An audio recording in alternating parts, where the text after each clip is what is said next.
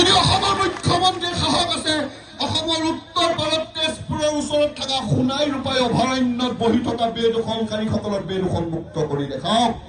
এইফালে DFI notice issue কৰিছে সোণাই ৰূপাই বনাঞ্চল বেদখল কৰি থকা লোকসকলক।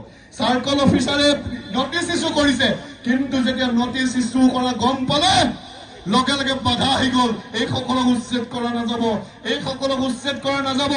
নহ'লে BTR ইলেকশ্যনত ভাল মুখ থাকে চাখাম। এই যে পলিটিক্স কৰি আছে উচ্ছেদৰ নামত, এই যে পলিটিক্স কৰি আছে 2 বছৰীয়া শিশুক মাটিত খুৱাই ৰাখা। আমি প্ৰত্যেকজন কিন্তু মানৱ। যেতিয়া 2 বছৰীয়া 1 বছৰীয়া শিশুৱে নিজৰ ঘৰৰ পৰা ওলাই আহি মাটিত খুৱাই থাকিব লগাত পৰে, ধৰ্ম জাতি নিৰ্বিশেষে আমাৰ প্ৰত্যেকৰ যদি বুকু নকপে, তেতিয়াহ'লে আমি মানৱ জাতিত নপৰোঁ।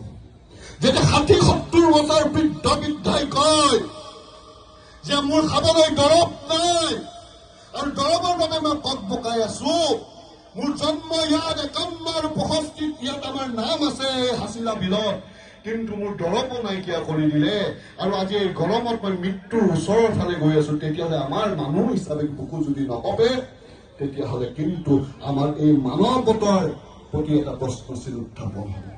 যেতিয়া মেট্ৰিক পৰীক্ষাত অৱতীৰ্ণ হ'ব লগা ল'ৰা ছোৱালী, হাই ছেকেণ্ডেৰী পৰীক্ষাত অৱতীৰ্ণ হোৱা ল'ৰা ছোৱালীয়ে কয় আমাৰ ঘৰৰ কিতাপৰ, আমাৰ ঘৰৰ টেক্সট বুকৰ ওপৰেৰে বুলডোজাৰ চলি গ'ল দাদা। ছাৰ, এতিয়া আমি পৰীক্ষা কেনেকৈ দিম? তেতিয়াহ'লে অসমৰ মুখ্যমন্ত্ৰী ডাঙৰীয়াই পুনৰ চিন্তা কৰিবলৈ লাগে।